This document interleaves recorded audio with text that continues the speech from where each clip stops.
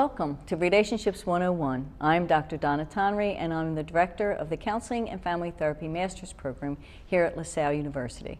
I'm very pleased to be with you today, and also pleased to have Dr. Michael SUDE and Dr. DINARDO joining me for a conversation about relationships. Both Dr. SUDE and Dr. DINARDO are licensed marriage and family therapists and teach in our Marriage and Family Therapy Master's Program. Today we will be discussing issues of parenting. Welcome, Mike and Dina, and I'd like to start with just kind of opening it up with ideas and thoughts that you have and maybe experiences you have with working with parents or particular issues that you see with parents, and we'll have an open conversation about it. So either one of you can start.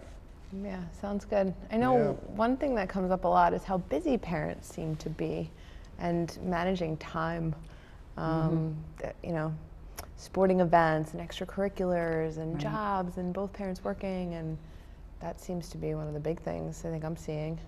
Absolutely. I'm sorry. Yeah. Go ahead. I was going to say absolutely. I think that, I mean, if there are two parents, I mean, I think we have a lot of single parent homes. I often think of parenting as a two-person job, no matter gender. So I think that, you know, when you're doing twice the work, have one person to bring in income, I mean, so single parent families, and then even two parent families are often, you know, two working parents now, which is just incredibly stressful and time consuming. Is that an issue that brings them into therapy, that they're having scheduling problems, busy lives, too much going on? I don't see. Do you see that? It's not really the issue, but it comes up when it's the end of the session and we talk about when are you going to come in next week, and it's like flipping through and organizing, and then we realize that starts to present kind of as an issue. Does that ever translate into them possibly giving up the therapy because it's another thing on their plate?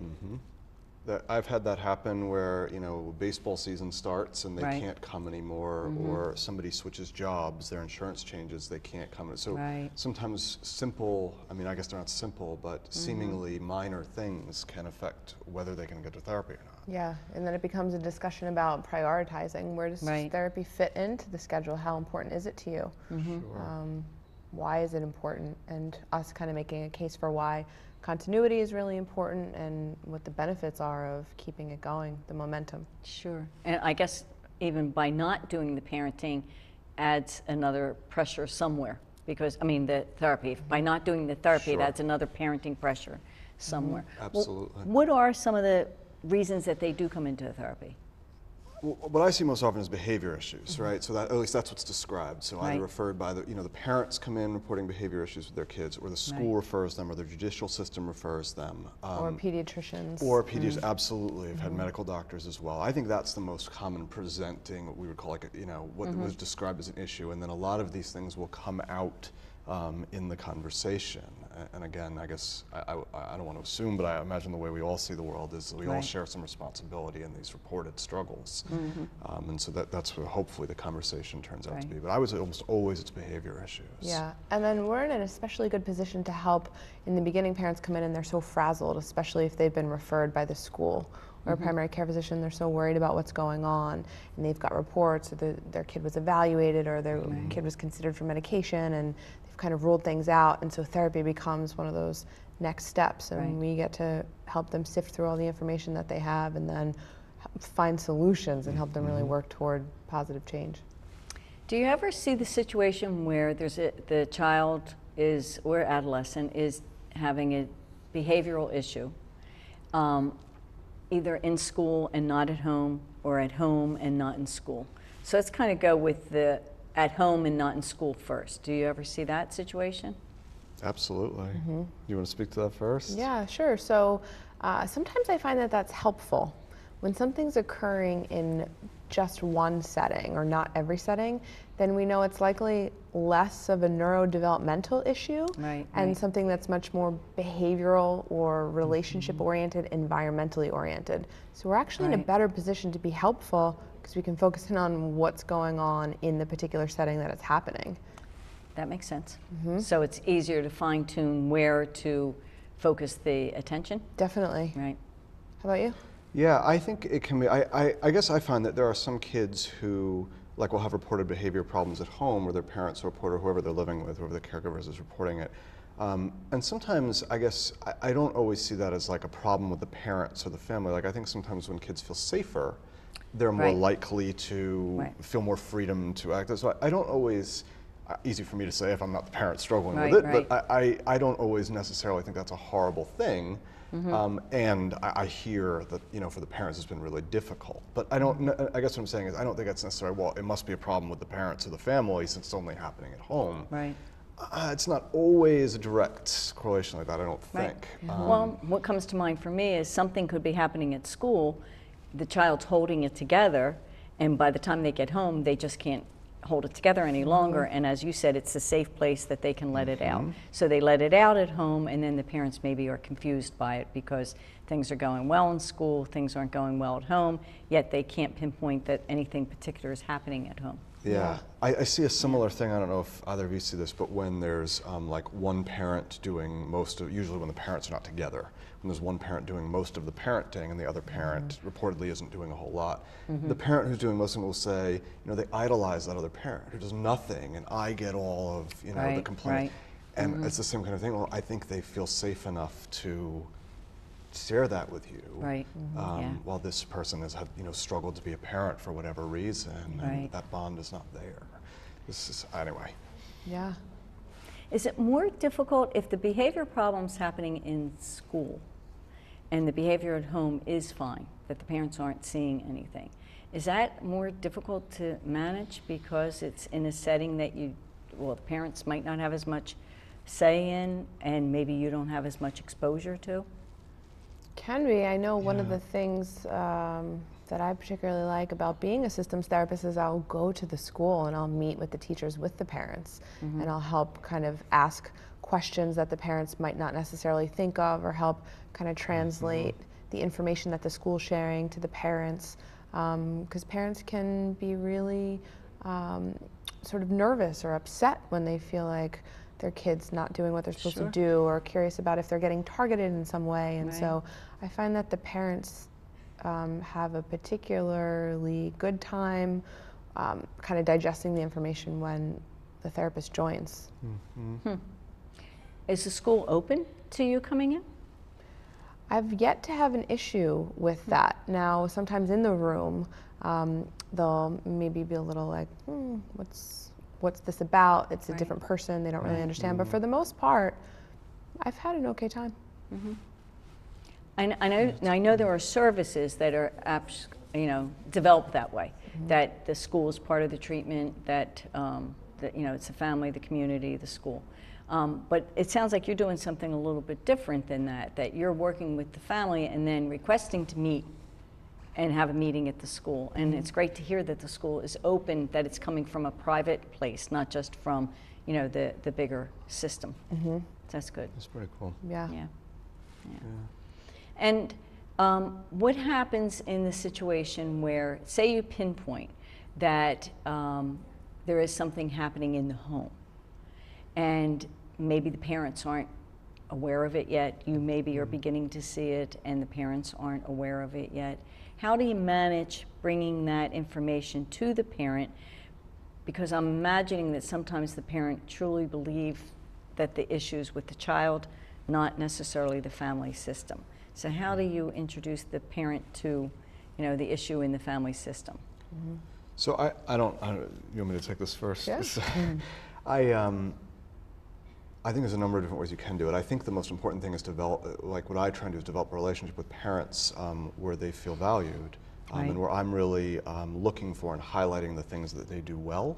And it's not an act, and that's and I genuinely believe that virtually all parents want to be good parents. That if they're struggling, it's not because they don't care or don't want to. They want to, and for whatever reason, they're struggling. So if I can learn to value, you know, things about them and have them learn to trust that I care about them and I see their good intentions and that they are doing some really wonderful things, I think it makes it a lot easier to then open the possibility that they are also struggling in some places, like we all do.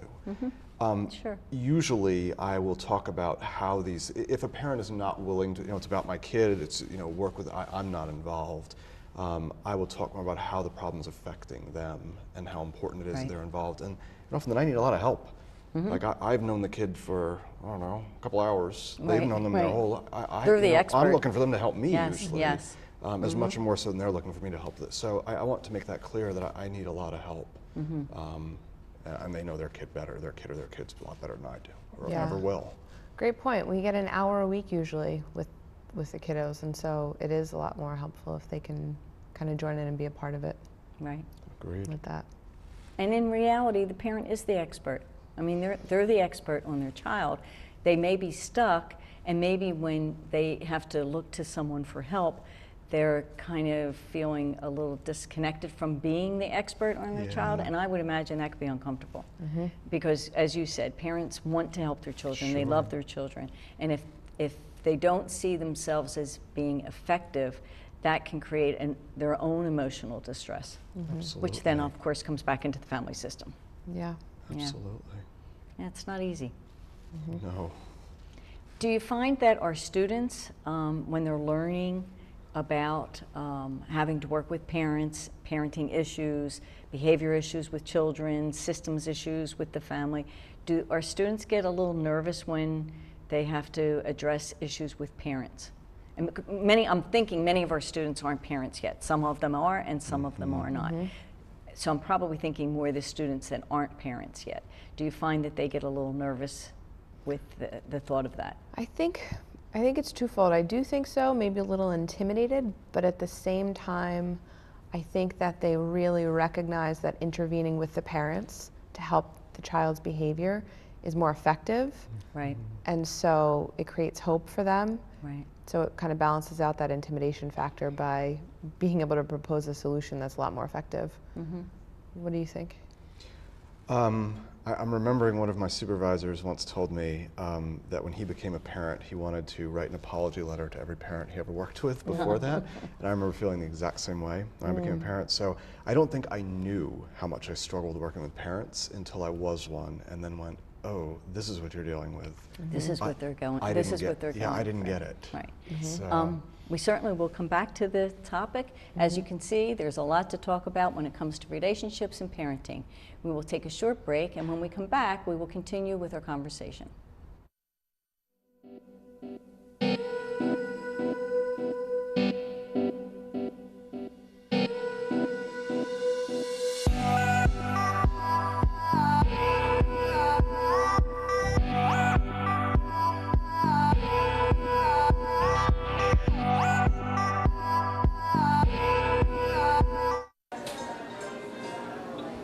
Hey, what's up?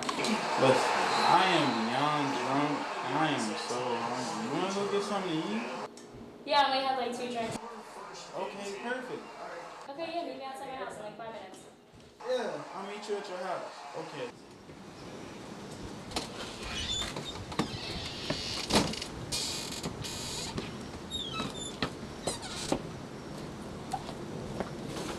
What's up, man? Come on, my God, you're so drunk. Just get in my car. Let's go. Whoa, you're swerving. I'm fine. You're the drunk one. I only had 2 cups. That's it. I'm drunk. I thought you were drunk. I'm not drunk. If I was drunk, I wouldn't be driving. It was just 2 beers. It's not gonna do anything. We love LaSalle TV. I love that new show, Flip. I gotta keep up, so news you can use has to be my favorite. I love LaSalle Sports, so Sportsline is my favorite TV show. We love LaSalle TV. I love that new show with the psychology department, Relationships 101. I love Backstage Pass. It's my favorite show. We love LaSalle TV. Sports Talk Philadelphia. Q&A. I love that show. It's gotta be LaSalle TV News. I love LaSalle TV. I see my friends out there getting waves. It's like, it's hard. It was a surprise to me when they told me I had MS. It's like, you sure? Well, this is a virtual reality rig, and this is going to allow Steve to see and experience the waves that I ride. Put that on your head. Whoa.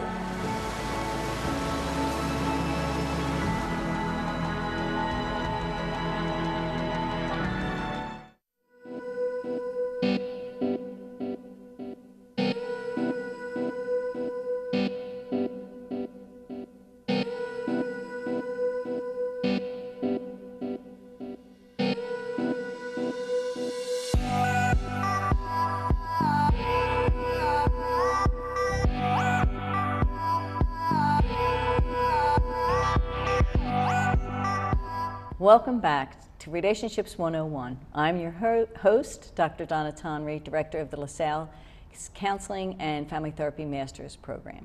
Joining me to discuss healthy relationships and the issues of parenting are Dr. Michael SUDE and Dr. DINARDO. Welcome back.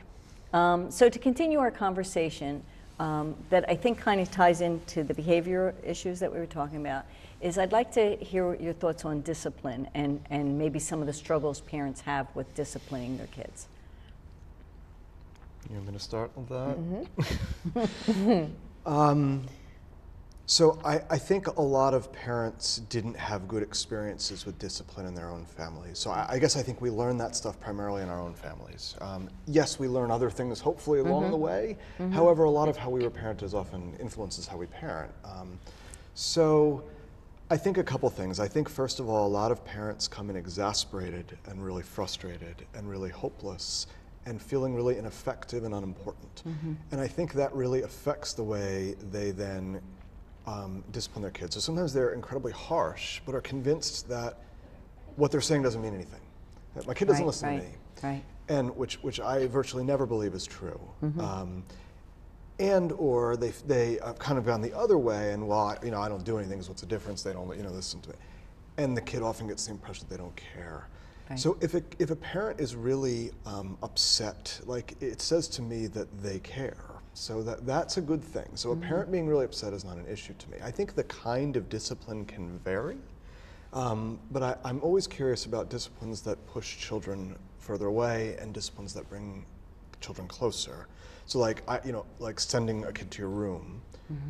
I'm glad it's not hitting. I'm glad.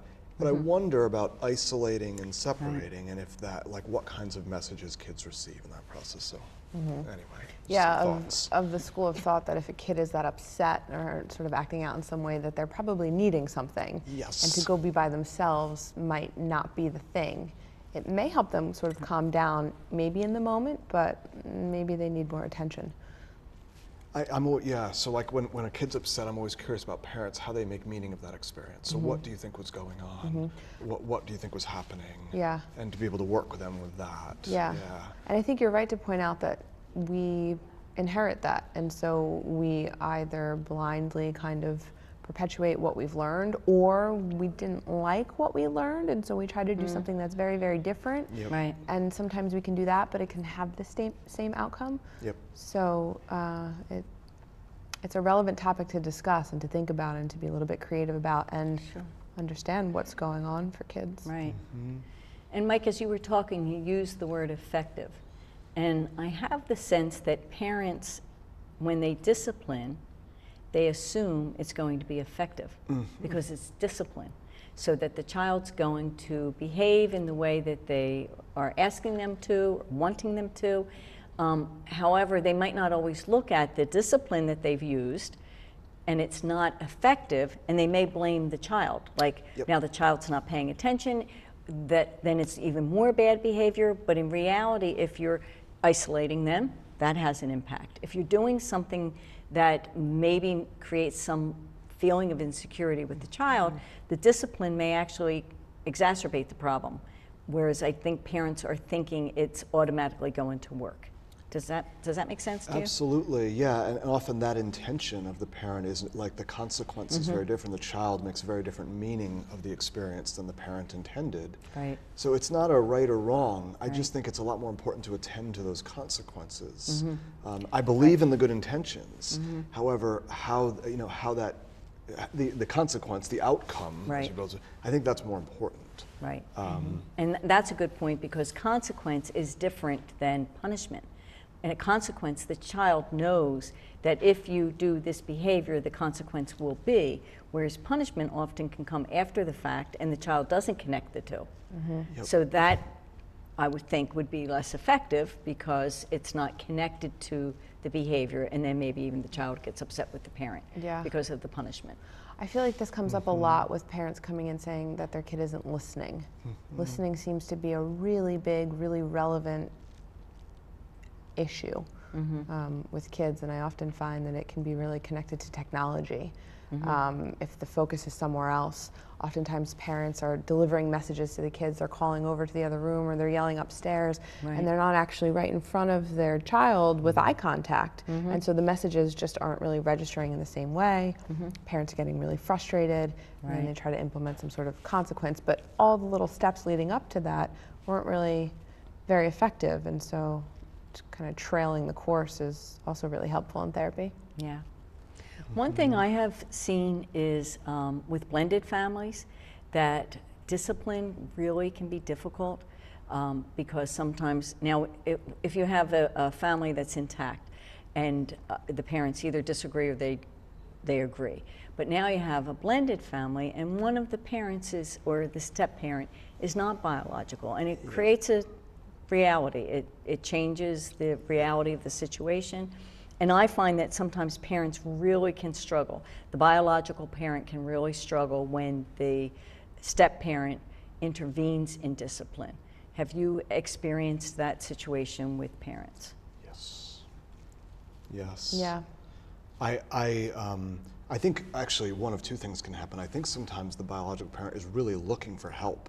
So say they have 3 or 4 kids, a guy's, I think it's a 2-person job, is desperate to share the load.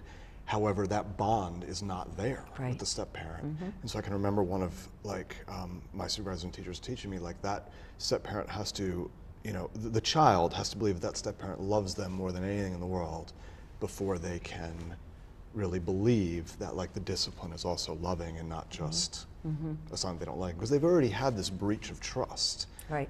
Maybe a parent has died, maybe a parent has left, whatever has happened. They've already, in some way, maybe it was never there, that's still lost. So they've lost a parent. So there's already this existing breach of trust, often with the same gender parent that's trying to join the family. So, and step-parents kind of take on that load then, and allow them to be like, well, I didn't do what that person did, it's not fair to me.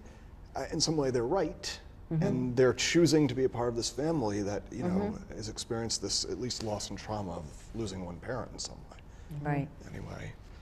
So yeah, the step-parent disciplining is very, very difficult and often doesn't work well in my experience. Well, in disciplining kids, one of the things that I have said to parents, a blended family when I'm working with parents, is that the metaphor I use is first fiddle and second fiddle, that the biological parent is first fiddle.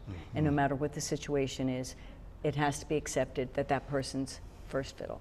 And that the step-parent has to have some kind of a say, but it may not be in every situation, so that they need to determine what situations have they said, these are the rules, and either one of them then can set the rule.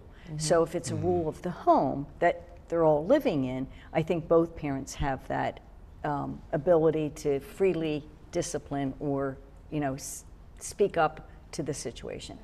But when it isn't a situation that's set to the home, then that's when it creates that difficulty. And I think, as you said, the biological parent may be looking for some help, but the step-parent may be feeling left out. And they may be feeling like they want to help, but they don't know how to incorporate that help in. So I think it's a really, really difficult situation. It is. It's an art, and it's definitely about getting to know the unique situation, because it could be any number of things, and it could be a step-parent, it could be feeling left out, or it could be wanting to have more positive appraisal from the new partner, like, yes, I can help you effectively doing this parenting thing. And if the kid has any sense that the intention is not for the good of the child, but is sort of self-interested, it won't go over well. And I mean, this is really a big topic.